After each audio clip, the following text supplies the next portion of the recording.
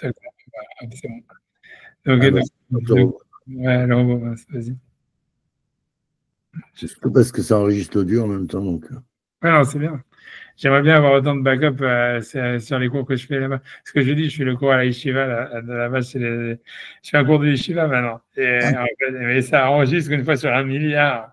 Ça veut dire. Je pense que tu peux accéder à mon compte. Je peux te donner les codes, tu accèdes à mon compte Upmeet et tu enregistres. Ouais, peut-être. En tout cas, j'ai envie déjà de te passer les fichiers audio des cours qui ont été enregistrés. Parce que je pense qu'il faut un truc spécial pour héberger des fichiers audio et toi, tu as ton truc à toi. Ah, peut-être. Je sais pas, parce que j'en sais rien. Enfin, je te passerai, je te montre ce que tu me diras, je te montrerai. C'est des cours sur Matra c'est surtout pour moi que c'est la première fois de ma vie que je peux faire des shiurim de yeshiva, quoi. C'est vraiment incroyable, quoi. C'est comme un mec qui a fait des études de médecine et qui a 50 ans, 55 ans, et il peut avoir son premier patient. C'est à Yeshiva ou le Kollel? Non, c'est à Yeshiva, ça veut dire c'est vraiment. Ok, voilà, donc j'y vais. Alors, donc on est dans la Gimel Amoud Aleph, on est voilà page 3A. Et donc je pense que moi j'ai pas de Gemara en fait avec moi, j'ai que Sefaria. Donc je sais c'est Afra Biohanan Savar Gzera Mishum Mashkin chez Zavou. C'est là où est-ce qu'on est dans la Gemara, je pense. Maintenant je ne saurais pas où situer dans la page. Hein. J'ai pas de. Et voilà. Donc au milieu. Ouais, vers le milieu. Ouais, j'ai pas envie d'ouvrir une Gemara parce que ça vient sur l'ordi, parce que mon ordinateur il a déjà planté pas mal de fois et c'est un miracle que ce matin et tout s'est bien passé. Donc j'espère, je vais pas trop manipuler. Donc je vais donc après Rabbi Yochanan, ça va Gzera Mishum Mashkin Shezavu, c'est-à-dire que donc, encore une fois pour récapituler encore une fois, donc c'est-à-dire que c'est pour une fois que c'est court de faire la récapitulation. Donc un œuf qui est né Yom Tov selon Beth Hillel, il est mouxé, on ne peut pas le manger. Il y a 4 théories. La première théorie, c'est Nolad ou mouxé. Ça veut dire que comme c'est quelque chose, ça veut dire ça parle d'une poule d'élevage. Et donc, elle était normalement pas destinée à être mangée ce jour-là. Et l'œuf non plus. Et donc, c'est pour ça que c'est Nolad. Et donc, ça serait mouxé selon Beth Hillel et pas selon Beth Shammai. On va dire, voilà. Donc, ça, c'est la première théorie. La deuxième théorie, c'est que c'est interdit parce que c'est parce qu'Achana des Rabbats. On voit, c'est Rabat qui pense donc cette histoire, c'est-à-dire que selon Rabat, toute nourriture qui est en fait consommée Yom Tov ou Shabbat, elle doit avoir été préparée depuis la veille, voilà, préparée la veille. Et donc normalement, ça pose pas de problème si jamais la veille de Yom Tov, en fait, c'est un jour de semaine. C'est pas un problème parce que même si l'œuf il a été préparé vendredi ça veut dire le jour d'avant pour Yom Tov, c'est pas un problème. Mais en fait, le problème, c'est uniquement si jamais Yom Tov, ça tombe après un Shabbat, ou bien si Shabbat tombe après un Yom Tov. Et donc, parce que là, ça voudrait dire que la nourriture qu'on va manger, soit Shabbat, soit Yom Tov, elle a été préparée, soit Shabbat, soit Yom Tov. Donc, et ils ont fait un décret, les Hachamim ont fait un décret qu'à cause de ça, tout œuf qui n'a pas été pondu depuis avant Yom Tov, il est mouxé, ou avant Shabbat, il est mouxé, enfin, il n'est pas utilisable à cause de cette histoire qui n'a pas été préparée depuis la veille. Il aurait été préparé. Donc ça, c'était la deuxième théorie. Troisième théorie, c'est que c'est un décret parce que ça ressemble à un fruit qui tombe de l'arbre. Et les fruits qui tombent de l'arbre, ils sont mouxés parce qu'on a peur qu'une personne, elle va venir cueillir des fruits dans les arbres si on permet les fruits qui sont tombés. Et la quatrième théorie, c'est Mashkin chez Zavou, c'est parce qu'en fait, ça ressemble à du jus de fruits. Et donc, a priori, Yom Tov, on n'a pas le droit de faire du jus de fruits. Ça veut dire, c'est-à-dire Rachid, il avait expliqué que c'est parce que ça ressemble, ça fait partie de la tolda de Dash. Ça veut dire c'est quand tu bats le blé et que tu sors le grain de blé de l'Écosse. Et donc comme ça, c'est une melacha bien que c'est une melacha qui normalement est pour la nourriture, elle devrait être permise Yom Tov, mais puisque les travaux qui sont permis Yom Tov quand c'est pour la nourriture, c'est à partir que du pétrissage, on apprend de vous garderez les matzot. Et donc, a priori, donc, la juxtaposition entre l'interdit de travailler Yom Tov et la mitzvah de faire les matzot. Donc, on voit que les travaux permis Yom Tov pour la nourriture, c'est que les travaux qui sont à partir du pétrissage. Or, donc, battre le blé, c'est avant le pétrissage. Et donc, le jus de fruits qui est le jus qui sort des fruits qui est apparenté Ça veut dire au fait de battre le blé, donc c'est interdit Yom Tov, et c'est un décret de ça. C'est parce que ça ressemble à un jus de fruits que les Haramim, ils ont interdit donc les œufs qui sont été pondus par la poule Yom Tov. Ça, c'était les quatre théories. Et la Gemara, maintenant, elle revient en disant qu'elle nous cite un autre, Rabbi Yochanan. Ça veut dire, l'important, c'est que Rabbi Yochanan, c'est plus ou moins pratiquement, la halakha est toujours comme lui, pratiquement. Donc, ça veut dire ça.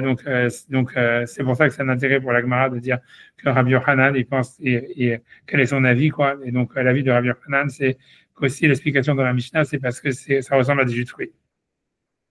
Donc, on y va.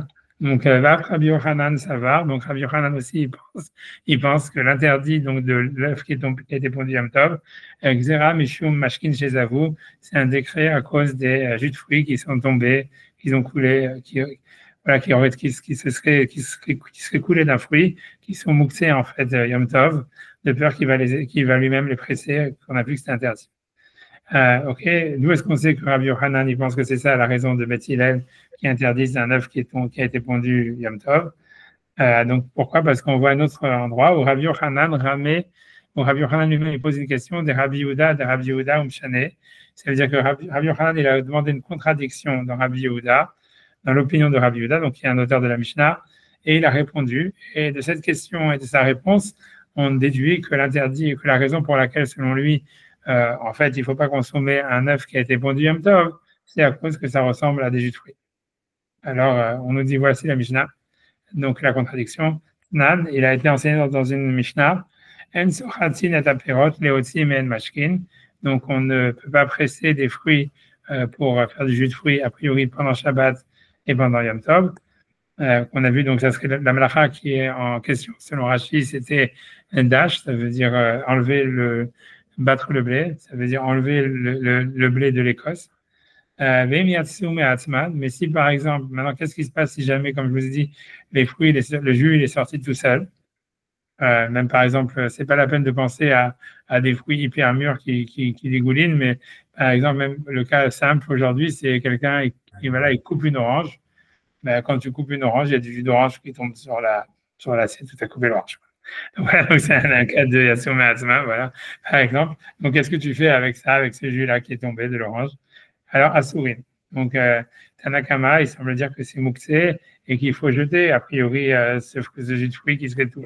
Quelqu'un, voilà, il coupe des oranges, il coupe, je sais pas, un ananas, et il y a du jus d'ananas ou une pastèque.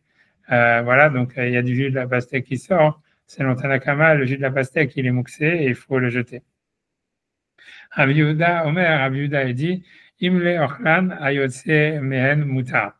Ça veut dire que Rabbi Yehuda dit que si jamais on est en train de couper une pastèque et qu'en fait, donc on veut manger la pastèque, on n'avait jamais l'intention de faire du jus avec la pastèque. Donc, s'il y a du jus qui sort de la pastèque quand on la coupe, alors c'est mutar. Les mashkin, mais par contre, si jamais le fruit à la base, il avait été entreposé pour faire du jus, par exemple, quelqu'un qui a une machine pour faire des jus d'orange et tout ça, mais ça arrive que maintenant c'est Shabbat et il veut manger l'orange plutôt que de faire du jus d'orange. Et a priori, quand on dit les mashkins, a priori, l'explication, honnêtement, je n'ai pas regardé, mais ça veut dire, je ne sais pas ce que Rachid va dire, mais moi, j'aurais expliqué, je ne sais pas non plus ce que les commentateurs disent, mais j'ai l'impression que c'est pourquoi le fruit il était destiné, quoi, qui est important. C'est pas vraiment, c'est ça la différence.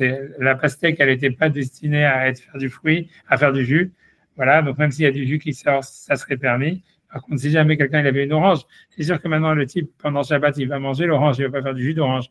Mais si jamais lui, avant Shabbat, il entreposait ses jus d'orange pour faire du jus d'orange, c'est-à-dire tous les jours, il se fait un jus d'orange avec une machine. Et Shabbat, comme il ne peut pas faire le jus d'orange, il mange l'orange.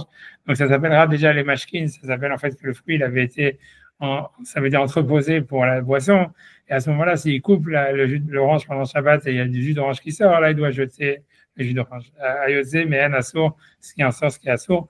Donc Rabbi Yehuda, il est Mekel, il est, on va dire, il est permissif par rapport à Tanakama, ce qui semblerait que Tanakama, lui, il interdit quoi qu'il arrive n'importe quel jus qui sort des fruits, alors que Rabbi Yehuda, il fait une distinction à quoi le fruit était destiné originellement, voilà, avant Shabbat. Que si c'est pour de la nourriture, c'est bon. Si c'est une pastèque, par exemple, c'est bon. Et donc, tu peux boire le jus de la pastèque. Et si jamais, en fait, c'était depuis le début pour faire du jus, alors là, ça serait assourd. Par exemple, selon Rabbi Yehuda, il va y avoir des citrons, tu vois, clairement. Si jamais, c'est selon Rabbi Yehuda, a priori, à plus forte raison, c'est assourd de presser des citrons, même sur du poisson, quoi, par exemple, sur une salade. Parce que tu vois, ça veut dire, c'est sûr que les citrons, ils sont à la base pour faire du jus. Et voilà. Et donc, si déjà, quand tu coupes un citron, selon Rabbi Yehuda, il faut jeter les jus de citron, alors, plus forte raison que c'est assourd de presser du jus de citron. Ok, donc ça, c'est la première Mishnah. Et ensuite, on nous dit, Alma, donc d'abord Rabbi Yochanan, il fait une déduction de la Mishnah. Alma kol ochlin le Rabbi Yehuda uchla d'ifratu. C'est-à-dire que Rabbi Yochanan, il se dit, mais pourquoi, grosso modo, derrière ce commentaire, je traduis d'abord les mots, Alma, on en déduit, kol ochlin, toute nourriture solide, ça veut dire toute nourriture solide, les Rabbi Yehuda, pour Rabbi Yehuda, ochla d'ifratu, c'est une nourriture solide qui s'est séparée.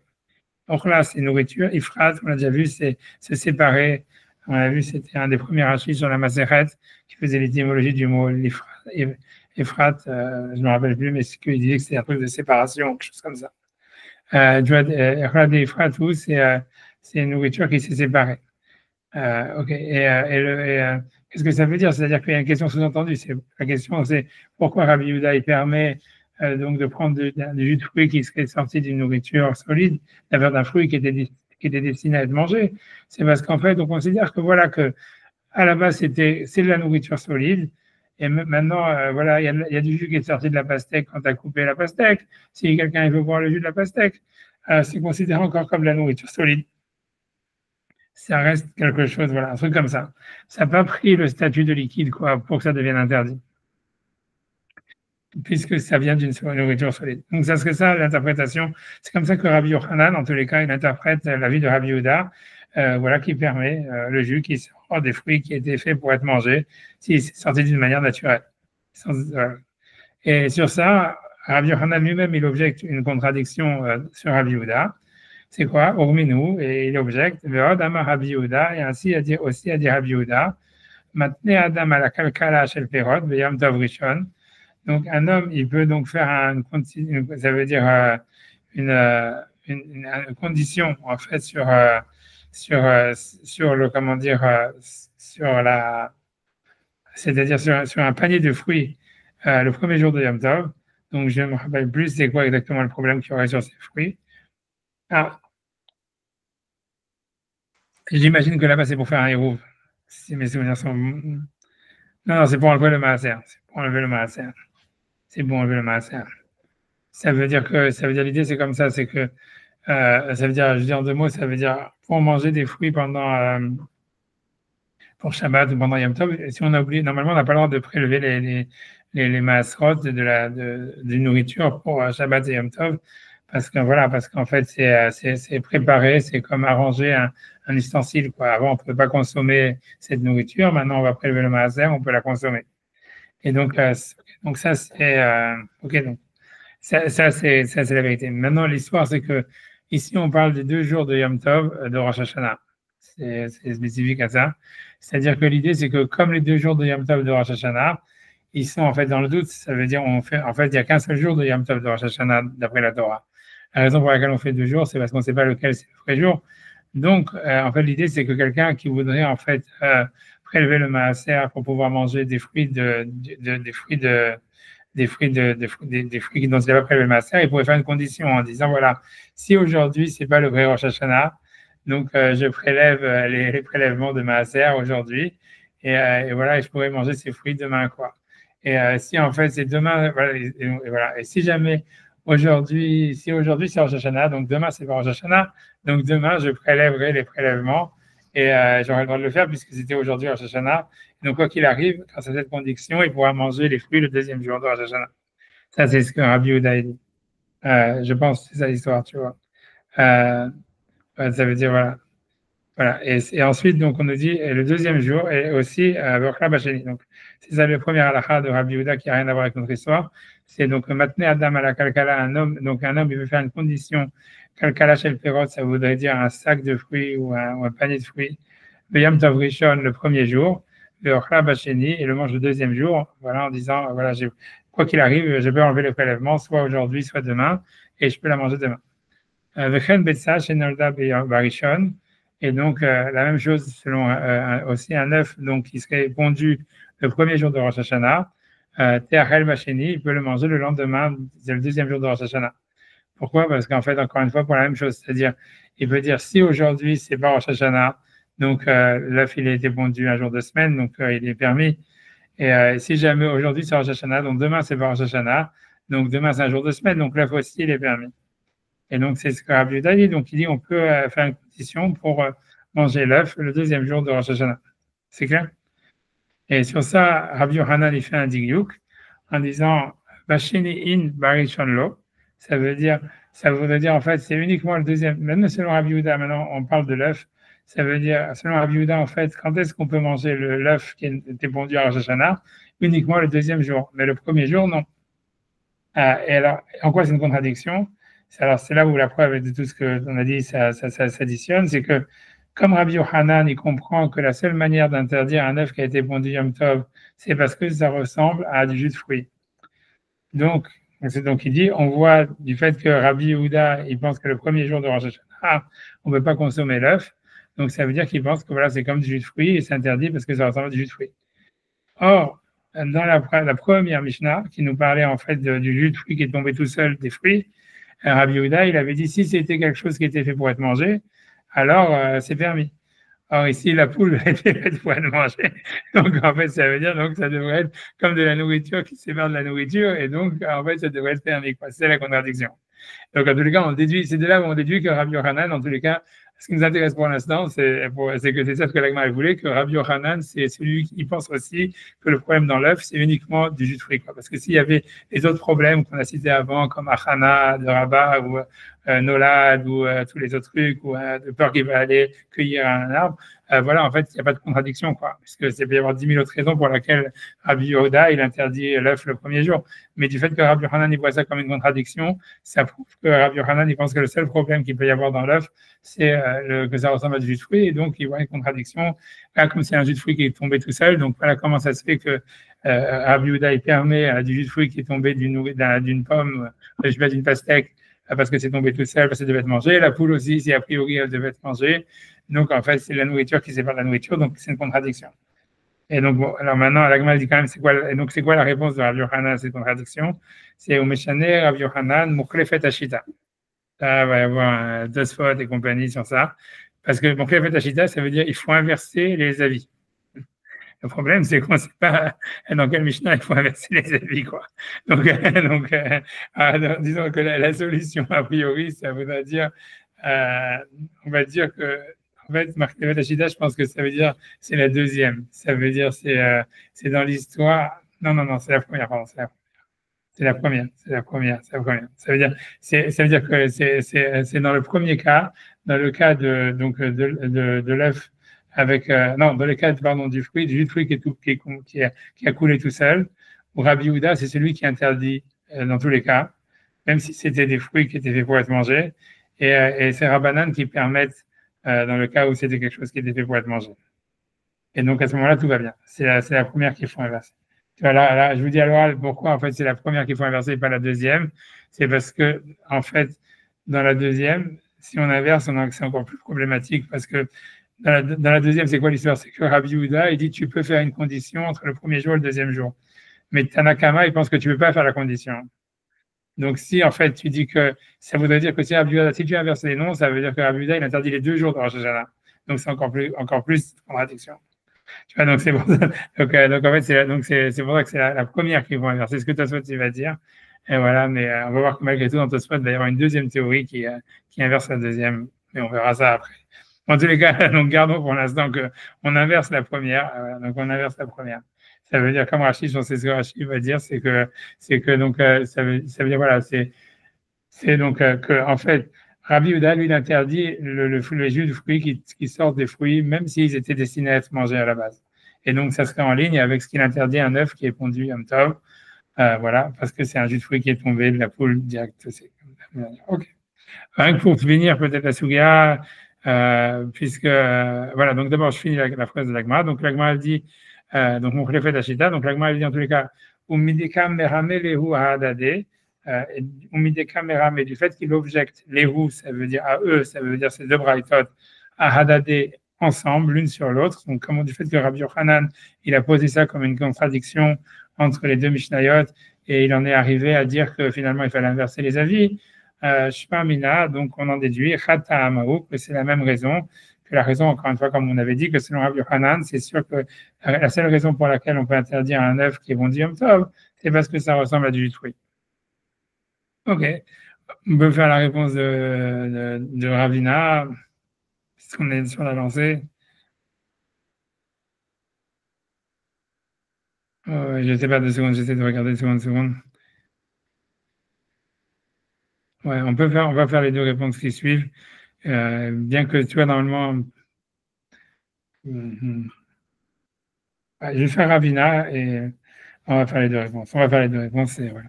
Ravina Amar, donc, bref. Ravina Amar. Donc, ici, la Gemara, comme elle est partie sur sa lancée d'expliquer la réponse de Rabbi Yochanan, donc sur la contradiction qu'il y aurait dans les Mishnayot, suivant l'avis de Rabbi Yehuda, elle va donner d'autres réponses. Donc, elle nous dit Ravina Amar, Leolam Lotivor, toujours, je peux garder la lecture de la Mishnah telle qu'elle, sans inverser les avis dans la première braïta. Et donc, toujours Rabbi Yehuda, il pense que donc un jus de fruits qui viendrait de la nourriture solide, ça serait permis Shabbat. Mais quel est le problème? Donc, mais qu'est-ce qu'il a voulu dire? Ça veut dire pourquoi? Donc, c'est pas contradictoire avec l'histoire de l'œuf qui tombe de la poule qui est interdit le premier jour. Alors, la Gemara dit, Rabbi Yehuda, les divrem des Rabbanan Ka'amariu. Ça veut dire Rabbi Yehuda, en fait, lui, il pense que l'œuf qui est pondu Yom Tov, il est permis parce qu'en fait, il pense qu'en Beth Shammai, en fait, qu'il n'y a pas que les jus de fruits qui tombent tout seuls d'une nourriture solide, ils sont permis, etc. Mais tout ce qu'il veut dire quand il dit de permettre le deuxième jour de Yom Tov, l'œuf qui a été pondu le premier jour, il dit simplement selon l'avis de Rabbanan. Il discute selon l'avis précédent. Et il leur dit comme ça, il dit Rabbi Yehuda, les divrem de Rabbanan Ka'amar. Rabbi Yehuda, dans la Mishnah, il parle selon l'avis de Rabbanan. Où il dit comme ça, il dit, selon moi, Rabbi Yehuda, Afilou Barishon, même le premier jour, Nami Sharia. Moi aussi, l'œuf, il est permis, puisque des Uchla, des Fratou, parce que c'est une nourriture solide qui s'est séparée d'une autre nourriture solide, et donc il n'y a pas lieu d'interdire, parce que même un jus de fruits, dans ce cas-là, il serait permis. Et là, il dit de coup, mais vous, qui pensez qu'il y a un problème, que c'est interdit, comme Beth Hillel, Odou Limiat, dites-moi, soyez d'accord au moins avec moi, des Bacheni Sharia, que le deuxième jour de Yom Tov, c'est permis. Puisque, en fait, on peut faire la condition qu'il a dit, c'est si aujourd'hui c'est Rosh Hashanah, donc demain c'est pas Rosh Hashanah, donc l'œuf il est permis. Et si aujourd'hui c'est Rosh Hashanah, si aujourd'hui c'est pas Rosh Hashanah, donc l'œuf il est né un jour de semaine, donc le lendemain il est bien.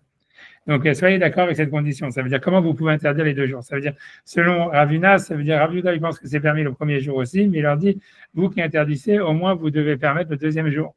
Comment vous pouvez permettre les 2 jours? Des Bacheni Sharia, que le deuxième jour, ça soit permis obligatoirement, quoi, même si vous pensez qu'il y a un problème de jus de fruits, quoi. Des Bacheni Sharia, des Shtik et Dushoten, parce que c'est 2 jours séparés de Yom Tov. Vamre les Rabbanan, ils répondent, non, Kedusha Hati, c'est une seule Kedusha. Alors bon, qu'est-ce que c'est la seule Kedusha? Ça, c'est un truc qu'on va retrouver plein de fois dans le Seder Moed. C'est un truc spécifique aux 2 jours de Rosh Hashanah. C'est-à-dire, ce qui dit Rabbi Yehuda, tout le monde est d'accord qu'avec lui, tous les 2 jours que nous, on a en exil, que c'est 2 Kedushot et qu'on peut faire des conditions, etc. Même par exemple, on peut faire ça même par exemple si quelqu'un il a oublié le Rouf Tafshilin à la veille de Yom Tov, il peut faire le Rouf Tafshilin le premier jour de Yom Tov en disant, c'est ramené dans la halakha, hein. Ça veut dire que si quelqu'un il se rend compte qu'il a oublié le Rouf Tafshilin, il peut faire le premier jour de Yom Tov en disant, si aujourd'hui c'est Yom Tov, alors que demain c'est Chol et donc je peux cuisiner de demain à Shabbat. Et si c'est demain Yom Tov, alors aujourd'hui c'est Chol, alors je fais Rouf Tafshilin. Et tu fais le Rouf Tafshilin sans bracha. Et ça, tout le monde est d'accord, c'est vraiment dans Shulchan Aruch, etc. C'est là pour n'importe quelle chose comme ça. Ça veut dire aujourd'hui la même chose. Un œuf qui serait pondu le premier jour de Yom Tov, il serait permis le deuxième, d'après tout le monde. Mais à Rosh Hashanah, c'est différent. Parce que Rosh Hashanah, c'est ça, c'est une seule Kedusha. Alors, qu'est-ce que ça veut dire? C'est vrai, je pense que Rashi va expliquer, etc. Mais ça veut dire, c'est vrai que dans la Torah, il n'y a qu'un seul jour de Rosh Hashanah. Il n'y a pas 2 jours de Rosh Hashanah. Non, c'est aussi vrai qu'en Israël, ils font 2 jours de Rosh Hashanah, bien que voilà, il n'y a pas de problème d'exil, etc. La raison pour laquelle tout le monde fait 2 jours de Rosh Hashanah, je dis que ça veut dire assez simple, c'est une technicalité. C'est parce que, encore une fois, le jour de Rosh Hashanah, il devait apparaître, ça devait avoir lieu le jour de Rosh Chodesh, le jour de la nouvelle lune. Or, encore, tu vois, dans cette période de l'année, mais pas simplement cette période de l'année, en général, en réalité, en Israël et toujours, mais même partout dans le monde, je pense. Honnêtement, moi, j'ai jamais fait de l'observation, donc je ne peux pas le dire. Mais en tout cas, ce que Rachid dit, ce que tout le monde dit, c'est que la nouvelle lune, en fait, elle apparaît toujours juste avant le coucher du soleil. Ça veut dire qu'en fait, ça veut dire pendant 24 heures, la lune, elle disparaît, grosso modo. En fait, un peu moins ou un peu plus. Mais en fait, la première, ça veut dire quand on voit la nouvelle lune qui est très, très fine comme un cheveu, quoi. En fait, ça apparaît, ça dépend soit juste avant, soit juste après le coucher du soleil. Donc, en fait, c'est-à-dire que d'une manière, nécessairement, ça veut dire que c'était impossible pour le Beddin de décider que ça allait être Rosh Hashanah que quelques minutes avant le coucher du soleil. Ça veut dire que ça va se jouer, en fait, toujours, si tu veux, dans les derniers quarts d'heure, entre avant et après le coucher du soleil. Et donc, l'idée, c'est pour ça que, même à l'époque du Beth Amikdash, etc., donc, il faisait, donc, si par exemple, Rosh Hashanah, si jamais, on va dire, la nouvelle lune, elle apparaît les 10 minutes avant le coucher du soleil, ça veut dire que rétroactivement, ça veut dire qu'aujourd'hui, c'était Rosh Hashanah. Donc, ça veut dire qu'ils étaient obligés de faire tous les korbanot de Rosh Hashanah et de faire tout le chauffard et tout ce que tu veux à Rosh Hashanah le premier jour, ils savaient s'ils avaient été quittes de la mitzvah que 10 minutes avant le coucher du soleil. Quoi. Si jamais en fait la lune apparaissait à ce moment-là, donc on disait mes koudash, et hop, c'était Rosh Hashanah aujourd'hui et demain c'est bon, c'est les vacances. Ou bien plutôt à leur époque, c'était le contraire parce qu'ils travaillaient pas à Rosh Hashanah et le reste du temps, ils travaillaient, donc ça veut dire, et le lendemain, c'est mon retour au travail. Ou bien ça veut dire, non, c'était tout ça, c'était pour rien, c'était en fait, on a essayé, mais c'est pas la nouvelle lune, on l'a vu, malheureusement, les témoins, ils l'ont vu que 10 minutes après. Donc, puisque ça dépendait des témoins, ça dépendait pas de la réalité et du calcul, c'était les témoins qui devaient voir. Donc, il suffisait, je sais pas, qu'il y ait des nuages ou whatever, etc. Tu savais jamais, grosso modo, tu peux voir à l'avance. Donc, en fait, voilà, donc 10 minutes après le coucher du soleil, il disait non, en fait, hier, c'était pas, ça veut dire c'était pas Rosh Hashanah, c'était, puisqu'on a vu la nouvelle lune maintenant 10 minutes après, donc c'est aujourd'hui Rosh Hashanah, et on refait tout demain. Mais donc, l'idée, ça, c'était à l'époque du Beth Amikdash, ça se passait comme ça. Donc, ça veut dire que depuis le début, grosso modo, ça n'a jamais été qu'en fait, ils ont fait vraiment un jour de Rosh Hashanah, quoi. Ça veut dire, bien que techniquement, pour dire la vérité, c'est pas vrai, puisque la Gemara dit que dans les 400 dernières années qu'il y avait eu dans le deuxième temple, jamais c'est arrivé qu'ils n'ont pas vu la nouvelle lune le premier jour. Donc, ça veut dire qu'en fait, dans les 400 années du deuxième temple, il n'y a jamais eu 2 jours de Rosh Hashanah en réalité. Mais bon, ça, il ne faut pas le dire, c'est la Gemara qui le dit, mais c'est parce que, je sais pas, les témoins avaient des bons yeux. Mais dans le premier temple, en tous les cas, ça veut dire, c'est arrivé, ça veut dire, voilà, c'est arrivé, c'était, je sais pas pourquoi, les témoins, ils avaient des moins bonnes lunettes, j'en sais rien. En tous les cas, ça veut dire, c'était, dans les 400, on sait que, historiquement, que dans les 400 premières années du premier Beth Amikdash, de Mishkan Shiloh et tout ça, il y avait des fois où c'était un jour, des fois 2 jours. Mais à partir du deuxième temple, je ne sais pas comment ça se fait, c'était toujours un jour. Et c'est pour ça, en fait, que dans le calendrier, ils ont gardé toujours que le deuxième jour de Rosh Hashanah, c'est le 2 Tishri et pas le premier Tishri, quoi. Parce que c'était vérifié dans les 4 siècles précédents d'une manière, ça n'a jamais changé, quoi. Donc, bref, mais en tous les cas, n'empêche qu'il fallait quand même le témoignage des témoins. Et ça veut dire qu'en théorie, ils ne savaient pas, en fait, quand est-ce que ça allait être Rosh Hashanah. Donc, ils le savaient que 10 minutes avant le coucher du soleil. Donc, c'est pour ça, c'est là ce que veut dire Rabbi Yehuda. Donc, Rachamim, il dit à Rabbi Yehuda qu'en fait, on ne peut pas faire c'est considéré. Donc, quand les Rachamim, ils ont institué de faire 2 jours de Rosh Hashanah après la destruction du Beth Amikdash, etc., chose qui était en fait, comme je vous dis, théoriquement existant déjà avant la destruction du Beth Amikdash, bien que ça ne s'est jamais fait pour une technicalité que les témoins ils voyaient toujours la lune avant le coucher du soleil. En tous les cas, donc ça veut dire, grosso modo, ils ont institué que c'était comme un seul jour. Ils n'ont pas institué ça comme les 2 jours de l'exil où on ne sait pas quel jour, etc. C'est comme dans tous les cas, le premier jour, il fallait le faire. Et en fait, ça veut dire, et après ça, on a instauré, quand le Beth Amikdash a été détruit, qu'on fait le deuxième jour aussi. Donc, en fait, c'est tout, tu vois, ça veut dire, c'est comme ça, et c'est plus considéré comme 2 jours séparés, c'est considéré comme si c'était une seule journée très longue. Ça s'appelle Kedusha Achat. C'est un concept. Je pense que Rachid va élaborer ici, je ne sais pas, parce que je vais regarder, mais voilà, mais ça veut dire, c'est un concept qu'on trouve dans tout Moed, mais c'est une discussion entre les Tanaïm, ça veut dire, leur époque, c'était où ils étaient très festifs et très sociaux, le grand impact où il y a la grande discussion, c'était pour le Hérouf, quoi.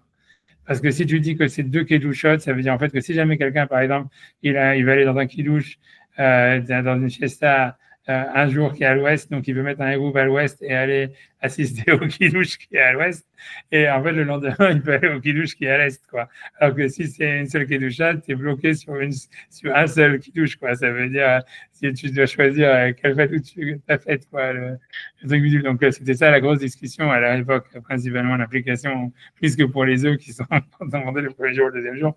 Mais voilà, donc en tous les cas, c'est ça ce qu'ils disent Rabbanan à Rabbi Yehuda. Donc, on voit bien que Rabbanan, ils sont plus à Rabbi Yehuda, peu importe, mais en tous les cas, mais grosso modo, la réponse de Ravina pour répondre à ça, donc, c'est de dire, c'est que Ravina, il dit, en fait, Rabbi Yehuda, lui, pense que les jus de fruits qui sont tombés tout seuls, c'est bon. Donc, l'œuf qui est pondu, il n'y a pas de problème. Mais quand lui, ce qu'il dit, d'interdire le deuxième, de permettre le deuxième jour et pas le premier, c'est selon l'avis de Rabbanan. Il dit, vous, Rabbanan, qui interdissez parce que vous pensez que c'est interdit comme du jus de fruits qui tombe et que c'est interdit à Yom Tov, alors au moins permettez le deuxième jour, puisque de deux choses l'une, c'est permis. Et Rabbanan disent non, c'est une seule Kiddusha, et ça parle des 2 jours de Yom Tov de Rosh Hashanah, parce que la manière dont ça a été instauré comme une seule Kiddusha.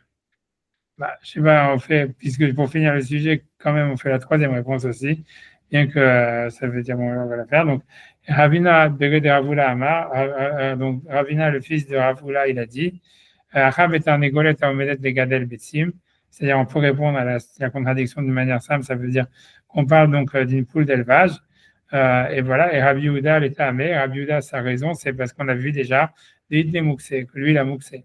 Donc, en fait, ce qui veut dire, encore une fois, et c'est plutôt même une question sur Rabbi Yochanan, quoi.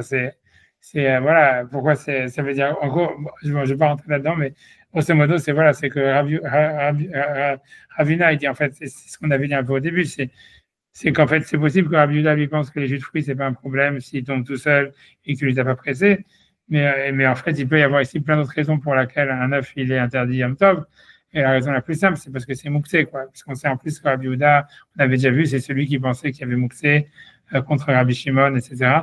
Donc voilà. Donc, voilà, on n'est pas bloqué, quoi, pour répondre à la contradiction, quoi. Ça veut dire, c'est tout. Ça, c'était évident. C'est pour ça que la Gemara, elle avait voulu apporter une preuve, justement, de Rabbi Yochanan qui pose la contradiction. Et ça montrait que Rabbi Yochanan lui-même, il ne voyait pas d'autres possibilités d'interdire un œuf qui est pondu Yom Tov, si ce n'est à cause de, que ça ressemble à du jus de fruits, quoi.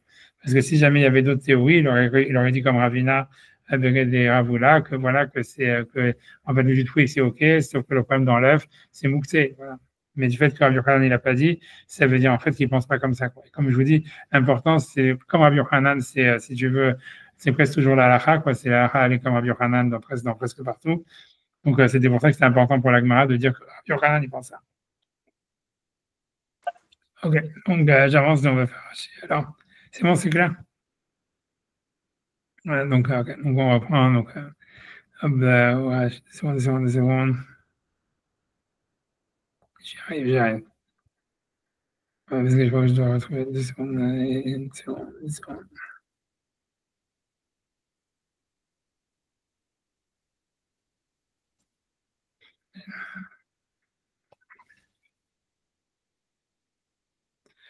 Ouais, 2 secondes. Voilà. OK. Donc, Rashi Vemiyatsu Matzman Asurin. Donc, ça, c'est Rashi sur la Mishnah qui disait si les jus de fruits sont sortis d'eux-mêmes, ils sont interdits. Donc, c'est selon Tanakama dans tous les cas. Donc, Rachid dit Bobayom, ça veut dire, je ne sais pas pourquoi il fallait dire ça, c'est pas la peine de les jeter, il veut dire, ça veut dire que tu peux les boire demain, avec des Hachema Isrod, de peur que tu vas le presser. C'est ce qu'il veut dire. Parce que tu as souris, on a l'impression que ça aurait été, voilà, Kherem, j'en sais rien, donc c'est pas la peine. Bien que quand tu regardes dans la halakha, les maasé, si mes souvenirs sont bons, ils disent de les jeter. Hein. Mais donc, on verra, donc je ne sais pas, tu vois, pourquoi, parce que voilà, parce que on verra. Comme je n'ai pas préparé, je ne vais pas commencer à regarder mon Mishnah Berurah, mais si la semaine prochaine, je sais pas, je fais ces choux-là, alors je regarderai un peu le Mishnah Berurah et je me rappelle que dans le Mishnah Berurah, je crois qu'il dit de les jeter, je ne sais pas pourquoi. En tout cas, c'est sûr que Rachid il vient exclure ça. Il veut dire, même si les jus de fruits sont interdits, en fait, c'est que pour la journée, c'est pas que tu dois les jeter. Et voilà. Mais donc, chez Maïsrot, l'interdit, ça serait de peur que tu vas les essorer.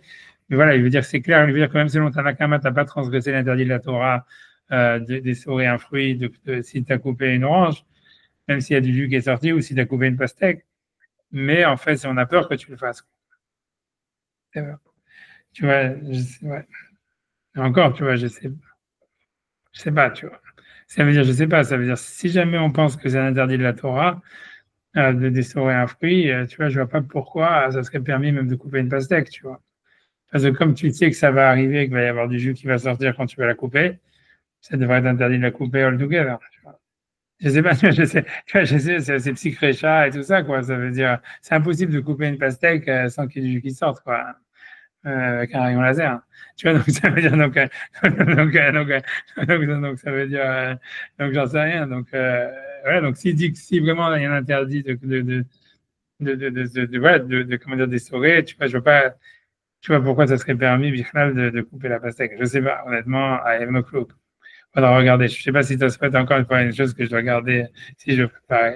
Tu vois, c'est une question, quoi. Ça veut dire, a priori, si c'est interdit, si tu fais l'interdit, quoi, c'est psychrécha. Comment de dire, tu vois, qu'a priori, c'est l'action de presser qui est interdite. Mais on n'a jamais vu une mlacha comme ça dans Shabbat, quoi. Shabbat, c'est toujours, c'est le résultat qui définit la mlacha, c'est jamais la manière de la faire qui définit la mlacha. Tu vois, sinon, tu vas dire, voilà, c'est pas vanné, j'ai pas sorti du blé d'une Écosse, tu vois. Pas de blé, il n'y a pas d'Écosse. Tu vois. Ok, donc c'est une question, à mon avis, il y a une question ici, à savoir, si jamais, en fait, c'est interdit, voilà, c'est interdit lui, il pense que c'est interdit vraiment de sortir du jus d'un fruit, a priori de la Torah, et qu'on a fait un décret sur le fruit, le jus qui sort tout seul, de peur qu'il va le presser. Alors, ça devrait être interdit de couper le fruit parce que tu sors du jus, voilà, de psychrèche de manière évidente. Ok, donc on avance, on garde la question, on avance. Donc, Imle Ochlan, donc si c'est pour les manger, donc ça c'était comme Rabbi Yehuda qui disait, si le fruit il était destiné à la base pour être une nourriture solide, alors il n'y a pas de problème. Donc Rachid explique, c'est ça, Imle Ochlin en Mechunasin. Ça veut dire, on regarde pourquoi le type il a acheté les fruits, ou pourquoi il les a cultivés, ou il les a storage, il les a gardés. Donc voilà, s'il les avait gardés depuis le début, en Mechunasin aperot alalou, si ces fruits-là, ils avaient été gardés dans son frigo, ou j'en sais rien, ou dans sa cave, donc pour faire du jus de fruits, des jus d'orange par exemple, et qu'il décide de la manger Shabbat, donc à la loup, donc si ces fruits-là, ils étaient gardés pour la nourriture, je sais pas, il ne parle pas d'ici, mais il va dire le ochlan, tu vois, voilà, c'est parce qu'il y a le dibour masrin. Im le ochlin, ça veut dire im le ochlin, si c'est pour être mangé comme de la nourriture solide, en mechunasin aperot alalou, ces fruits, ils sont, comment dire, ils ont été entreposés. Yosemen Moutar, donc le jus qui en sort, il sera permis, Bobayom, le jour même, les Kevan Deloni Khale, parce que, donc maintenant il explique, puisque ça n'intéresse pas, ça veut dire Rashi ici commence à faire de l'homme doute. Ça veut dire que la raison, c'est pas parce que c'est de la nourriture on considère le liquide comme étant de la nourriture solide, comme la Gemara dit. Lui, il dit non, c'est parce qu'en fait, il n'est pas content qu'il y a du jus qui sort. C'est-à-dire, tu coupes une pastèque, en fait, tu voudrais manger la pastèque avec le plus de jus possible dans la pastèque. Donc, ça veut dire pour toi, le fait qu'il y a du jus qui est sorti de la pastèque, tu vois, c'est une catastrophe, quoi. C'est ce qu'il dit. Et que de l'onéchal et ben, machines, donc tu n'es pas content, en fait, qu'il y a du jus qui est sorti de ta pastèque. Alors, les cas, les mixars, schéma Israël, donc il n'y a pas lieu de faire une xéra, un décret, de peur qu'il va les essorer. Et après ça, je ne sais pas comment il va appliquer ça. Selon son explication, toute la Gemara, elle tombe, tu vois, c'est-à-dire quel rapport avec... parce que, tu vois, si on disait, en fait, moi j'avais compris, tu vois, c'était bête et méchant, ça veut dire, l'idée c'est que quand quelque chose c'est une nourriture solide et qu'il y a un liquide qui sort du solide, on considère que ça reste quelque chose de solide, donc c'est pas vraiment comme s'il y avait une transformation, en fait, ça veut dire, c'est comme si l'interdit d'essorer, c'est transformer un solide en liquide, et en fait, ça s'est pas passé si jamais, en fait, le truc, il était fait pour être mangé et que ça reste et qu'il y a du jus qui sort. Ok, c'est pas grave, on considère ça comme une sorte de solide qui s'est séparé du solide. Mais une fois que lui commence à racher, à dire oui, mais c'est parce qu'en fait, quand tu manges une pastèque, tu veux pas que le jus il sorte de la pastèque. Alors, qu'est-ce que tu vas dire après sur une poule? Tu vas dire, ah oui, dans la poule, je ne voulais pas que l'œuf il sorte de la poule. Qu'est-ce que tu vas faire avec l'œuf qui est dans la poule? Tu ne vas rien faire. Tu vois ce que je veux dire? Donc, si c'est ça la raison, il n'y a pas de contradiction. Tu vois, ça veut dire, Rabbi Yehuda, il peut penser, oui, en fait, dans un fruit, comme tu ne veux pas que le fruit sorte, le jus, comme lui, il fait ça l'homme doute, que ça te déprime de voir ta pastèque le jus de la pastèque qui va sortir, que tu vas pas le manger avec la pastèque. Alors, c'est pour ça que c'est permis. Alors que dans la poule, comme tu es content que l'œuf il sorte de la poule, alors c'est interdit. Tu vois, ça serait considéré comme un jus de fruit, quelque chose que tu veux que tu as gardé pour un liquide, puisque Rabbi Yehuda, il est d'accord que quelque chose que tu as gardé pour du liquide, c'est interdit, puisque tu l'avais gardé pour ça au début. Donc ici, a priori, la poule, elle rentre plus dans la catégorie du truc que tu as gardé pour le liquide, comme si tu veux pas que l'œuf il reste dans la poule. Tu vois ce que je veux dire. A priori, j'en sais rien. C'est pour ça que ça m'étonne pourquoi. Je ne sais pas pourquoi Rachid s'est mis dans ce. Qu'est-ce qu'il a obligé à commencer à sortir une théorie, tu vois. Je ne sais pas si ça veut dire. Voilà, j'en sais rien. Mais en tout cas, c'est ce qu'il dit, tu vois. On va voir comment il va résoudre ça. Mais a priori, pour moi, je trouve que en faisant ça, tu vois, la Gemara, elle ne marche plus. Ok, bon, j'avance. Donc, il dit Alma Midekahama Im Leochlin Ayotse Mehen Mutar. Donc, la contradiction, c'est. Donc, pardon, on est avant la contradiction. L'Agma fait une déduction que, comme quoi, un liquide qui sort d'un solide, il n'y a pas de problème de srita, c'est permis, quoi. Donc, Alma, donc l'Agma fait une déduction. Midekahama, du fait que Rabbi Yehuda, il a dit Im Leochlin, si jamais les fruits étaient entreposés pour être mangés comme du solide, Ayotse Mehen Mutar, ce qui en sort, c'est permis. Kol Leochlin, Amar Badavar. Kol Leochlin, Amar Badavar. Dans toutes les nourritures, il va dire Kol Leochlin, tout ce qui est pour être mangé comme un solide. Amar, il a dit Bedavar Ayotse Mehen, la chose qui en sort, Ukla de Efratou. C'est une nourriture solide qui s'est séparée. Veno Bichlal Gezerat Mashkin Shezavu, et c'est pas inclus dans le décret des liquides qui ont coulé. Ce qui veut dire, tu vois, il veut s'en sortir comme ça. Il veut dire, ça veut dire, j'ai l'impression qu'il veut dire, moi, ce que je comprends dans Rachid, ça fait sens un peu, il veut dire comme ça. Il garde sa logique de dire, voilà, comme il veut pas que le jus sorte de la pastèque, mais il veut dire comme ça. Il veut dire, ok, on voit donc que dans une nourriture solide, tu veux pas, on n'a pas peur que tu vas le presser, parce qu'en fait, tu veux que ça reste dans le solide. Alors, c'est vrai que dans la poule, tu n'es pas intéressé à ce que la fille reste dans la poule, mais il veut dire que de toutes les manières, dans la poule, c'était que par abus de langage, si tu veux, qu'on avait dit que ça ressemblait à un liquide qui sort d'un solide. Or, comme cette xéra, elle existe pas, en fait, dans les solides. Tu commences à, ce qui veut dire, c'est que, ce qui veut dire, c'est comme ça, c'est que, à partir du moment où la poule, ça peut pas être considéré comme un liquide, ou comme quelque chose que tu entreposes pour un liquide, donc automatiquement, c'est pas dans le décret. Même si la raison pour laquelle en fait on fait cette distinction, elle n'existe pas dans la poule, parce que dans la poule, tu n'es pas intéressé à ce que la fille reste dans la poule, alors que dans le solide, tu es intéressé à ce que le jus reste dans la pastèque. Mais malgré tout, comme en fait, de toutes les manières, tu ne peux pas presser une poule pour faire sortir l'œuf, et ça ne s'appellera pas que tu as d'âge, que tu as battu du blé. Donc en fait, tu vois, donc l'idée, c'est de dire, comme de toutes les manières, c'est impossible, c'est qu'un décret, parce que ça ressemble à, ou parce que c'est inclus dans la terminologie 2, comme il avait dit Rachid, que le décret, il est fait sur la terminologie. Donc, comme le décret, il n'a pas été fait sur les solides, donc en fait, il n'y a pas de raison de dire qu'on masse un décret sur l'œuf qui sort de la poule. Puis surtout, ça ne sert à rien de la presser, la poule. Parce que si le décret il est de dire de chez Malisrot, tu ne vas pas presser ta poule pour que son œuf y sorte. Non, c'est sûr, c'est ça. Mais ça, c'est d'après tout le monde, tu vois. Parce que si tu veux demander la question, alors comment c'est envisageable, tu vois. Ça veut dire, puisque tu vois, l'idée, c'est que c'est sûr que dans la technique. C'est pour ça que la comparaison, elle ne se faisait que sur ce qui les avoue tout seul. Ouais, voilà. C'est comme l'œuf. Mais tout ce qui ne sort pas tout seul, parce que c'est une action de ta part, ça ne peut pas être. Ça peut pas être la poule, quoi. Ouais, parce que tu vois, ça veut dire, parce que l'idée, c'est que Rabbi Yehuda, il dit, ouais, ok, mais parce que Rabbi Yehuda, il dit quand même, tu vois, que ça veut dire que si c'était quelque chose qui était fait pour être un liquide comme par exemple le citron, et que tu coupes le citron, le jus, il est interdit, tu vois, qu'il soit en coupant le citron. Parce que, tu vois, même si en même temps, quand tu manges le citron, je veux dire, quand tu manges le citron, quand tu manges la pastèque, c'est du jus et des fibres, si tu veux. Donc, tu vas manger du jus. C'est vraiment la même chose. Donc, la poule, quand tu la manges, ce n'est pas un œuf et une poule, tu manges de la poule, tu manges de l'œuf. C'est encore pire. Non, c'est clair. Ouais, non, c'est clair que toute la raison de la xéra, elle n'existe pas dans la poule. Mais c'est pour ça qu'en fait, tu dois dire, comme Rachid avait expliqué, que c'est la terminologie qui fait l'interdit. Ça veut dire, il avait dit que quand Rachid avait dit au début en haut de la page, il avait dit que quand les chachamim, c'est comme ça qu'il disait. Il disait que quand les chachamim, ils font un décret, ils faisaient un décret, c'est exactement comme dans la Torah, tu vois, c'est-à-dire le décret, en fait, il prenait une certaine terminologie, une certaine forme, et en fait, c'était la forme qui définissait la forme verbale, quoi, la forme de comment est-ce que le décret avait été imprimé, il avait été exprimé, quoi, et décrété, qui va définir en fait le décret indépendamment de la logique ou de la raison, etc., quoi. C'est ce qu'il avait dit. Donc c'est pour ça il avait dit en fait voilà. Donc c'est sûr qu'on ne peut pas presser une poule et que le décret a priori il n'a pas de sens indépendamment de l'histoire de Rabbi Yehuda ou par Rabbi Yehuda, etc. Mais ça voulait dire l'idée, c'était de dire ah oui, mais comme on dit que c'est un liquide, ils ont fait un décret sur les liquides qui coulent et que l'œuf, c'est comme un liquide qui coule, donc ça rentre dans la terminologie.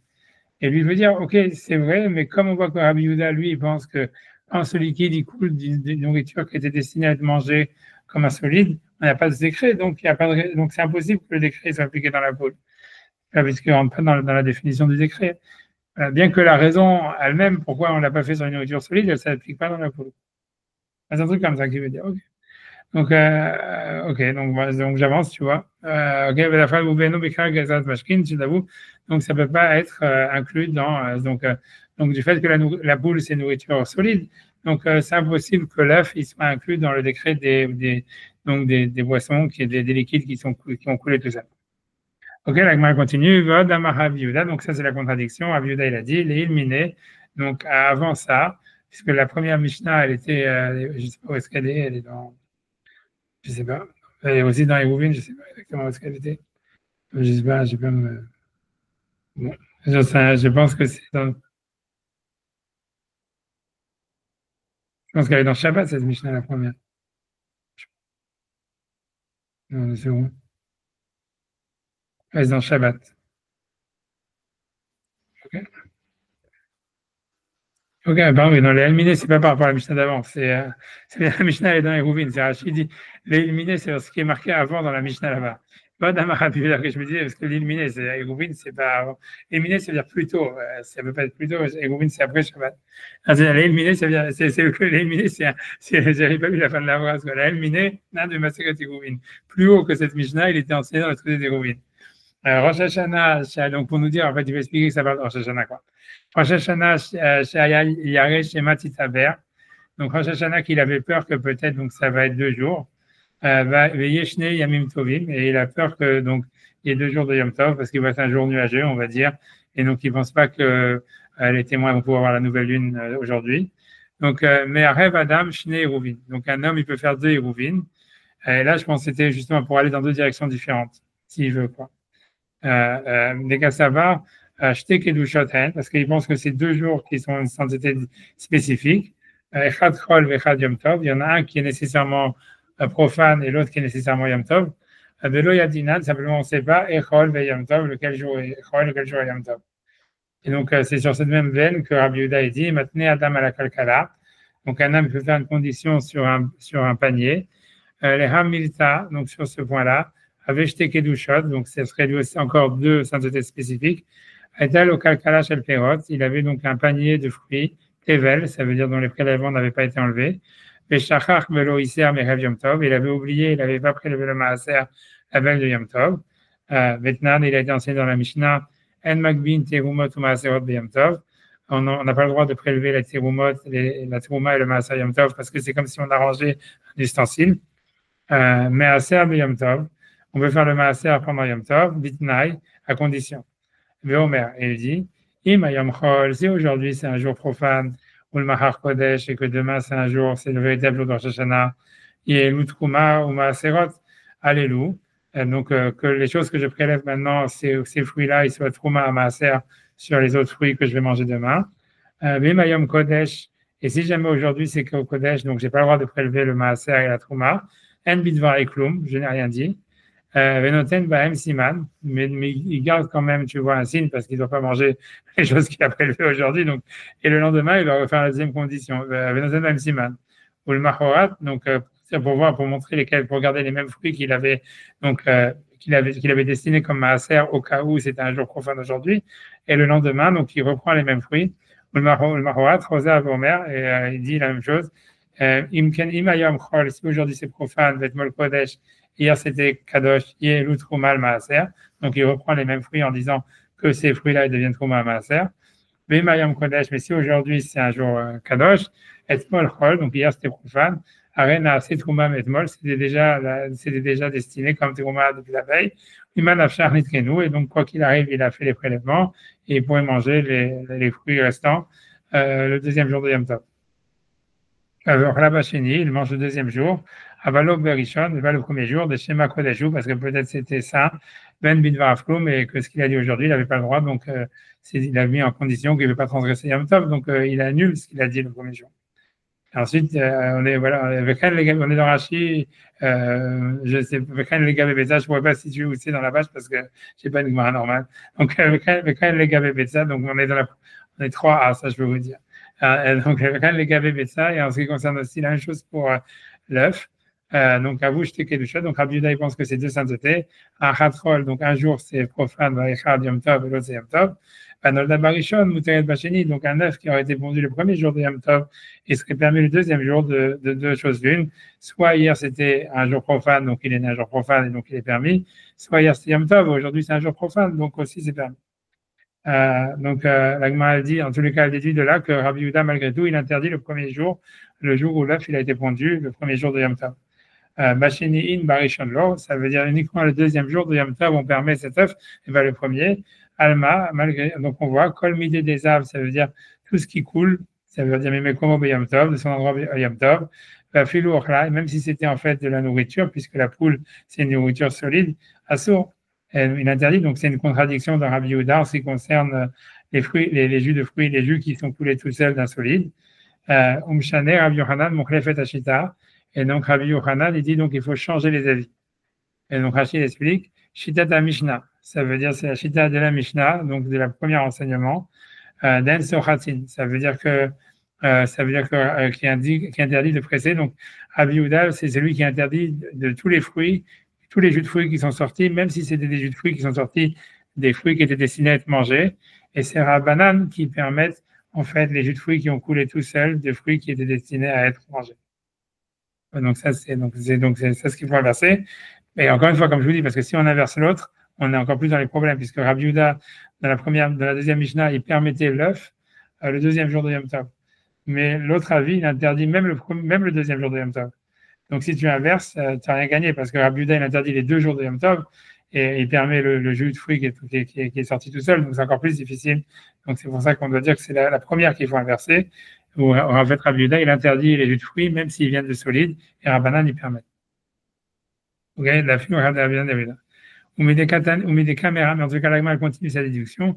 Umedeka Merame, du fait que Rabbi Yochanan, Medeka Merame, Rabbi Yochanan, du fait que Rabbi Yochanan, il a posé cette contradiction, alors qu'on aurait pu trouver 10 000 raisons pour lesquelles Rabbi Yehuda, il interdit un œuf qui pond du Yom Tov, comme Mouksé, de peur qu'il va aller cueillir, etc. Donc, mais du fait que Rabbi Yochanan, il a vu ça comme une contradiction, au point où il a dû inverser les avis dans la Mishnah. On met des caméras, Rabbi Yochanan Mashkin chez Zavou, du fait qu'il objecte la Mishnah des jus de fruits qui ont coulé des fruits au Betsa Adadé, le cas de l'œuf ensemble. Shmamina, on en déduit Khatamaou, que c'est la même raison, que c'est la seule raison pour laquelle Rabbi Yochanan il interdit un œuf qui a été pondu Yom Tov, c'est parce que ça ressemble à des jus de fruits. Oman de Asar Béa, et donc celui qui interdirait l'œuf qui a été pondu Yom Tov, Asar Béa, il interdit aussi les jus de fruits qui sont tombés tout seuls du fruit d'un fruit qu'on voulait manger, mais les charébéa est celui qui permettrait donc du jus qui coule d'une pastèque, qui permettrait aussi un œuf qui est pondu en même temps. Ok, donc maintenant ça c'était Rabbi Yochanan. Maintenant Ravina lui dit que non, Ravina il dit que Rabbi Yehuda en fait il permettait l'œuf qui est pondu en Tov, même le premier jour. Mais pourquoi il a dit le deuxième jour? C'est selon Rabbanan. C'est-à-dire vous, Rabbanan, qui interdisez pour quelle que soit la raison, soit parce que c'est un fruit, c'est un jus de fruit, ou parce que c'est mouxé, etc. Vous devriez permettre au moins le deuxième jour, parce que de 2 choses l'une, il est permis. Donc ça c'est. Mais Rabbi Yehuda, lui, en fait, il pense que c'est permis même le premier jour, parce qu'il pense que c'est du jus de fruit, et le jus de fruit il est permis s'il vient d'une nourriture solide. Donc je lis Ravina, donc Rachid dit Ravina Amar, Ravina il dit Adeka Amar Rabbi Yochanan, ce que Rabbi Yochanan il a dit Mokhlefet Ashita, qu'on est obligé d'inverser les noms dans la Mishnah. L'otipor, ce n'est pas obligé de changer la lecture de la Mishnah et d'inverser les noms. Uchla de Ifratu, ça veut dire que l'idée c'est que en fait l'œuf, il est selon lui même le premier jour c'est permis parce que c'est Uchla de Ifratu, c'est une nourriture qui s'est séparée. Vekevan de Mishum Srita Lika. Et donc, comme il n'y a pas de problème, on ne peut pas dire qu'on va aller venir à presser, comme on dit, à faire srita, parce qu'on ne peut pas essorer une poule ni rien, etc. Et en plus, c'est une nourriture qui sort d'une nourriture, et Yehuda y permet. Des cas des mishum srita lika, mishum mashkin chez Zavuna melika. Donc, comme il n'y a pas lieu d'interdire, en fait, parce qu'on peut presser, donc c'est pas interdit non plus parce que c'est des jus de fruits qui sont tombés tout seuls. On peut omettre la khila, si jamais on parle d'une poule qui était en fait faite pour être mangée. Parce que si c'était une poule d'élevage, il y a un problème de mouxé. Et si je ne sais pas pourquoi Rachid rentre là-dedans, Et je ne sais pas pourquoi aussi. Bref, on va garder ça. Jusqu'à maintenant, selon Ravina et Rabbi Yochanan, c'est sûr qu'on parle d'une poule qui était faite pour être mangée. Ouais, j'ai pas envie de calculer après, peut-être quand j'aurai fini, tu vas aller racheter en entier. Ça veut dire, tu vois, les du coup, ça veut dire, mais selon vous, d'Asritou, ça veut dire selon vous qui avez interdit, là, Afbacheni Nami, ça veut dire il faudrait l'interdire, même le deuxième, il faudrait en tous les cas, vous, c'est Rabbi Yehuda qui parle selon Rabbanan en disant selon vous qui interdisez, que vous l'avez interdit même le deuxième jour, d'Asritou, là, Afbacheni, c'est parce que vous, Rabbanan, vous interdisez l'œuf même le deuxième jour de Yom Tov. Nahi, Nami, ça veut dire Nahi, bien que aussi, Nahi, Nami, Deit Lechu, que vous avez pour vous, Bebetsa, dans le cas de l'œuf, Xerat, Mashkin, chez vous, que ça n'interdit parce que ça ressemble à un liquide qui a coulé d'un fruit. La philo bétarnégolette, et même quand il s'agit d'une poule qui était faite pour être mangée, donc qui est insolide. Donc vous interdisez malgré tout. Odulimihat, soyez d'accord avec moi cependant, des Besheni Sharia, que le deuxième jour elle est permis. Pourquoi Dechad Minayucholu, puisque un des jours, des jours, il est chol, il est certainement un jour profane, et donc de deux choses l'une, c'est clair qu'on peut permettre. Et sur ça, donc on peut permettre le deuxième jour. Et sur ça, il répondra banane, non, Kedusha Achati. C'est une seule Kedusha. Vélo Damé, donc c'est spécifique à Yom Tov de Rosh Hashanah. Donc il dit Rachid, c'est pas pour les 2 jours de qu'on fait en exil. Ça veut dire, voilà, comme je vous ai dit. Donc Kedusha Achati, Vélo Damé Lisha Yamim Tovim. Et ça ne ressemble pas aux autres Yom Tov en exil. Ça veut dire en France ou en Amérique, mais tu vois, voilà. Parce que les 2 jours de Rosh Hashanah, ils n'ont pas été instaurés comme un doute. Bisman Beddin, parce que même à l'époque du Beddin, il y a eu aussi Notam Shnei Yamim. Il faisait 2 jours dans le doute. Si les témoins, ce qui arrivait presque tout le temps, les témoins ils viennent à partir de Mincha et plus haut, parce que c'est rare de voir la nouvelle lune en plein le matin, quoi. Ça veut dire en général, c'est l'appareil, comme je vous ai dit juste avant que je du soleil, si c'est le jour même, parce qu'on ne peut pas la voir, sinon il fait pas assez noir. Donc, ça veut dire si les témoins ils viennent après Mincha, comme on dit dans Rosh Hashanah, donc on faisait dans le doute le premier jour Kadosh et le deuxième jour si les témoins ils n'avaient pas vu la nouvelle lune avant le coucher du soleil. Donc ensuite on a la troisième réponse qui est Ravina Béré de Ravula Amar. Donc Ravina, le fils de Ravula, il a dit Rabbi Yehuda de Rabbi Yehuda, il n'y a pas de Rabbi Yehuda entre Rabbi Yehuda, il n'y a pas de contradiction nécessairement, mais Karalotikché, depuis le début tu peux avoir quelle contradiction. D'ailleurs des Karama Bacheni, parce que ce qu'il a voulu dire Bacheni, qu'on permet l'œuf uniquement le deuxième jour et pas le premier, in Barishon Lo, mais pas le premier jour. Domedet la Betsim, ça parle d'une poule d'élevage. Kahamar, il a dit, ou Mishum Mukse, c'est à cause de Mukse.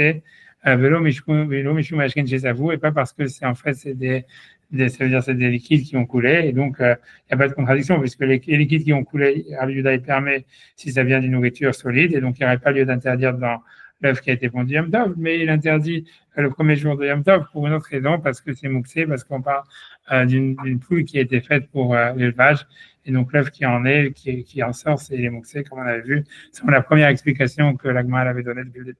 Voilà, c'est tout. Maintenant, je sais, la seule chose que je veux rajouter, c'est ce que ça veut dire, ce que Rachid a dit, que ça veut dire que selon Ravina, on parle d'une poule qui a été faite pour être mangée. Et a priori, selon Rabbi Yochanan aussi. Je ne sais pas, il ne dit pas ça selon Rabbi Yochanan, mais ça veut dire, ce que je veux dire,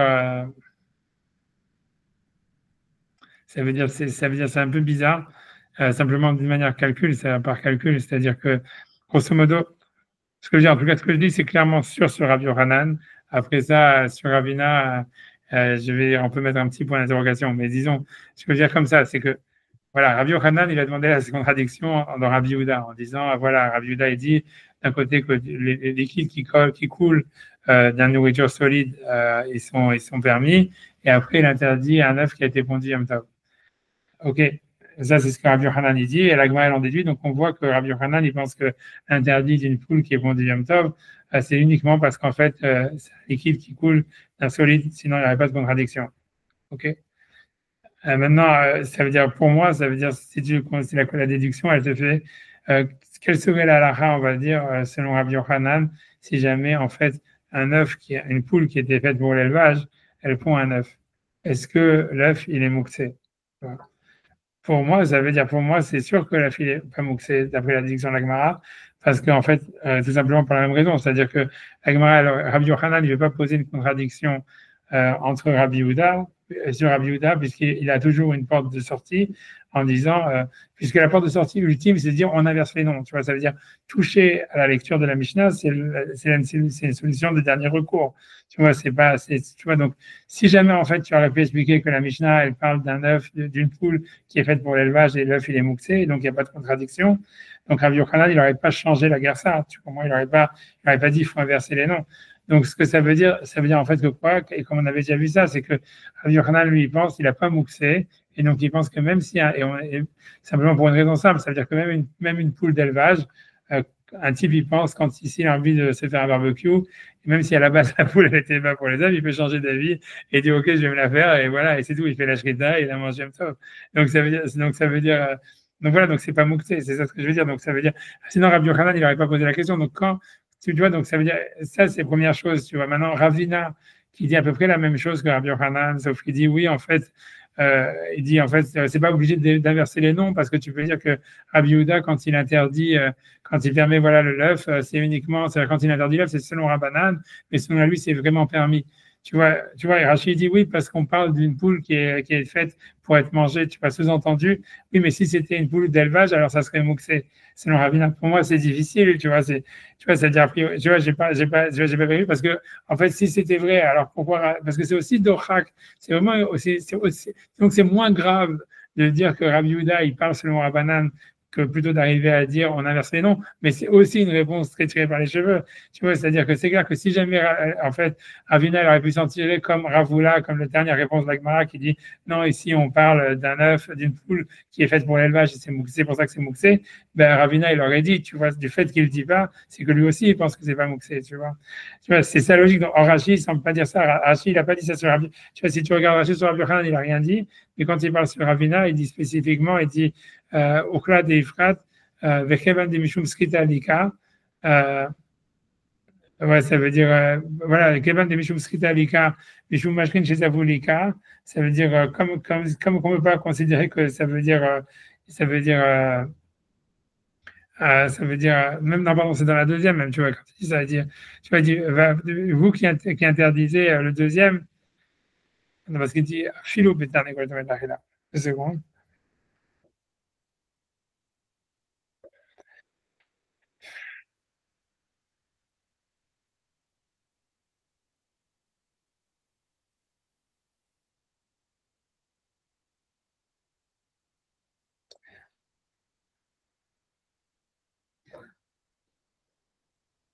Ça veut dire, ok, ça veut dire, Rachid, parce que Rachid dit, philo. C'est pas que Rachid voulait dire, ça veut dire, tu vois, ça veut dire, et c'est le problème, il est ailleurs encore. Ça veut dire qu'a priori, ça veut dire, Rachid est d'accord avec ce que j'ai dit, que même selon Ravina, en fait, même si ça veut dire, on va permettre, même si la poule, elle a été d'élevage parce qu'il n'y a pas de mouxé, parce qu'il dit afilou même. Mais la question maintenant, c'est pourquoi est-ce qu'il dit afilou? Tu vois, ça veut dire, je reprends le Rachid, il dit trop, tu vois, après ça, je vais arrêter, mais ça veut dire, tu vois, ça veut dire que quand Rachid dit, il est en train d'expliquer la réponse de Ravina qui dit, je parle, tu vois, même, tu vois, dans le, tu vois, ça veut,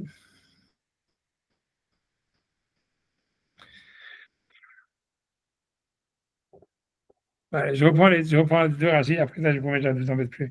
Tu vois, tu vois, c'est le Ochlad et Ifrat, ça veut dire, quand tu dis, le Rachid, Ochlad et Ifrat, c'est une nourriture qui s'est séparée. Il explique Ravina. Et il dit là-bas, il dit, Kevan de Mishum Srita Lika, ça veut dire comme on ne peut pas considérer, il n'y aurait pas d'interdit parce que, à cause de Srita, c'est-à-dire de presser. J'imagine pourquoi, parce qu'en fait, c'est de la nourriture qui sépare de la nourriture, donc c'est comme ça veut dire, il y a pas d'action on va dire comme ça, on va expliquer Rachi, il n'y a pas d'action d'essorer puisqu'en fait, ça coule tout seul. Donc, et quand il y a un liquide qui coule tout seul d'un solide, c'est permis. Donc, il dit, Mishum Mashkin chez Zavu Namelika. Donc, il n'y a pas de quoi interdire parce que c'est des liquides qui se sont écoulés d'un solide. Il dit, Beomedet la achila. Si jamais la poule, elle était faite pour être mangée. Alors, et tu vois, bon, pour moi, ce mot, il est en trop parce que, tu vois, comme je vous ai dit, la question déjà, c'est de savoir pourquoi il dit ça. Pourquoi est-ce que Rachid spécifie qu'on parle d'une poule qui est faite pour être mangée?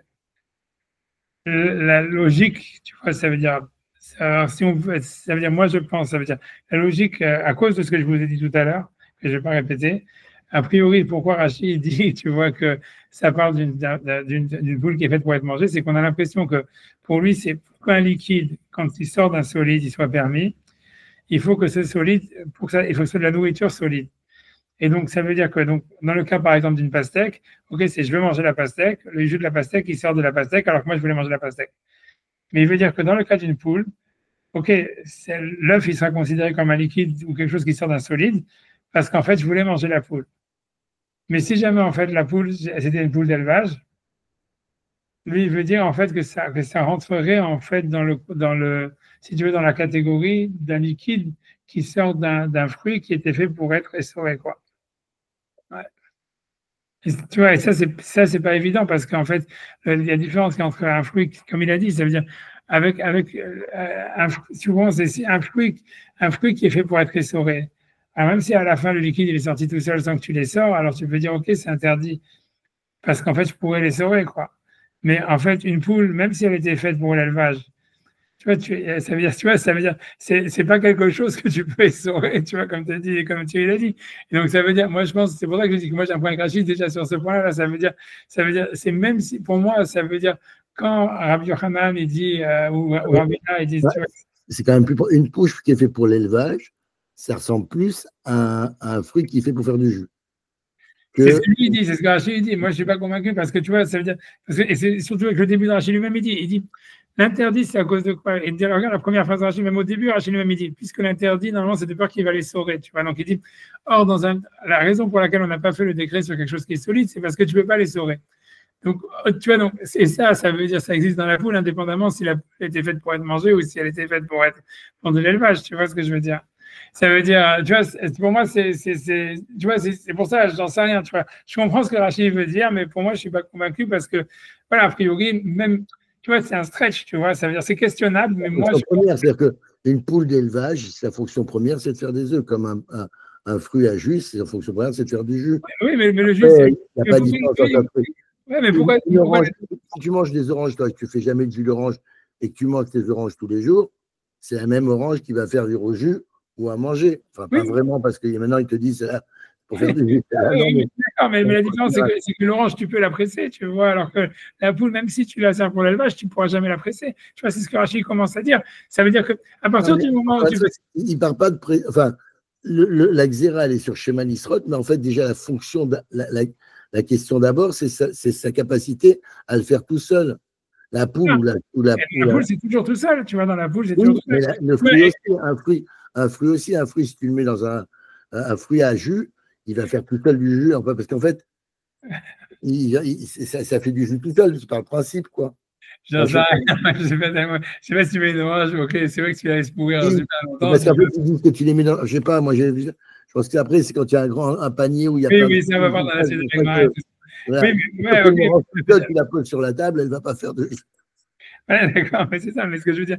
Mais a priori, tu vois, c'est-à-dire que Rachid lui-même, dans le début de la phrase, il a dit tout le problème. Ce que je veux dire, c'est qu'à partir du moment où tu fais déjà une distinction, ça veut dire, l'idée, c'est comme ça, c'est que si tu fais une distinction entre des fruits qui sont faits pour être mangés et des fruits qui sont faits pour faire du jus, et que tu dis, voilà, les fruits qui sont faits pour être mangés, s'il y a du jus qui sort tout seul, c'est pas grave. Et ça montre qu'en fait, si tu veux, l'interdit qui a été mis sur la xéra, sur les fruits, le jus de fruits qui sort tout seul, donc dans les fruits qui sont faits pour faire du jus, c'est parce qu'on a peur que tu vas faire strita, que tu vas les essorer. Ça montre ça, parce que sinon, ça aurait dû être interdit across the board. Tu vois, ça veut dire, ça aurait dû être interdit dans tous les cas. Ce que Rachid lui-même, il a dit. L'idée, c'est que Rachid dit depuis le début, c'est que comme en fait, tu as une pastèque et que toi, tu veux que le jus reste dans la pastèque, donc on n'a pas peur que tu vas l'essorer. C'est pour ça que c'est permis, tu vois. Et donc, l'idée, c'est que, donc ça veut dire quoi? Ça veut dire que, en fait, ce que ça veut dire, c'est que quand le décret, si tu fais cette distinction, ce qui veut dire Rachid, ce qui sort de l'Agmara, c'est que, en fait, ce décret, il est moins intransigeant. S'il y a une distinction entre un jus qui vient d'un solide et un jus qui vient d'un liquide, ça veut dire, pas d'un liquide, d'un jus qui vient d'un fruit qui a été fait pour être pressé, ça veut dire en fait que le décret il reste vraiment lié au fait qu'on a peur que tu vas le presser, ou en tous les cas que tu as la possibilité de le presser ou que tu as envie de le presser.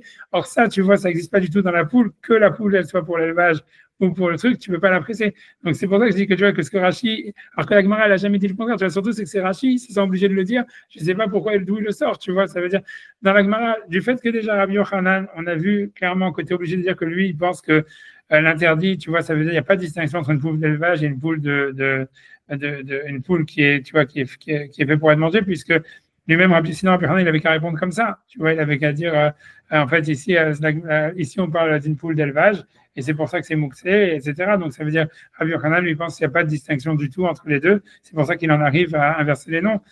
Mais donc, pourquoi tu veux dire que selon Ravina, qui dit non, c'est Rabbi Yochanan, ça veut dire Rabbi Yehuda, il parle selon Rabbanan, selon lui, non, ça veut dire la distinction. Ça marche que si jamais c'est une poule qui est faite pour être mangée, mais c'est une poule d'élevage, il serait d'accord que c'est interdit. Tu vois, si jamais il a cette ouverture, alors pourquoi est-ce qu'il a besoin de dire que Rabbanan, tu comprends? Et en plus, dans la logique, c'est pas impossible. Je comprends ce que Rachid veut dire, que en fait, ce qui va permettre le jus, c'est parce que c'est fait pour être mangé, donc c'est comme un solide et tout ça.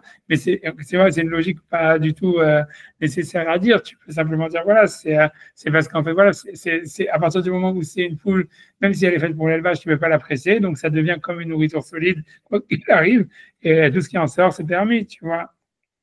Tu vois, j'en sais rien, tu vois, c'est pas parce qu'en fait, il se met en trouble parce que si jamais, en fait, ça veut dire, si jamais tout ce que Ravina, ça veut dire, il permet, c'est uniquement si la poule, elle est faite pour être mangée. Donc, en fait, il n'avait pas besoin d'arriver à sa réponse difficile de dire que Rabbi Yehuda, il parle selon Rabbanan, il avait qu'à dire, on parle d'une poule d'élevage et c'est terminé. Et là, il y a le problème parce que c'est un liquide qui sort d'un fruit qui est fait pour être pressé, tu vois. Et c'était pas la peine. Et tu vois, c'est pour ça que je veux dire, et rien ne poussait Rachel à le dire, tu vois ce que je veux dire, c'est surtout ça, tu vois. La Gemara, elle semble dire le contraire, et c'est ça. Moi, je vais arrêter là, bien que moi, il y a aussi sur le deuxième Rashi qui dit, Afilou, là, je le dis quand même, tu vois, parce que bon, je sais que c'est bon, j'en sais rien, je sais pas pourquoi je le dis, mais bon. Mais bon, c'est parce que c'est qu'en fait, dans le deuxième Rashi, après, j'arrête, désolé, mais le dit coup, même, ça veut dire, même vous qui avez interdit, Avbacheni, même le deuxième jour, il dit Naïnami de Betsa, bien que vous avez le décret d'une Betsa, Xerat Mashkin chez vous à cause que c'est des fruits qui coulent, Filou Beternégolette, même si c'est une ternégolette qui est faite pour être mangée. Tu vois, pour moi, le Afilou, il me choque énormément, tu vois. C'est-à-dire, tu vois, ça veut dire, parce qu'avant, on avait l'impression que, justement, le décret, il va être là, ça veut dire. Ah non, ça marche, pardon. Mais non, voilà, ça marche.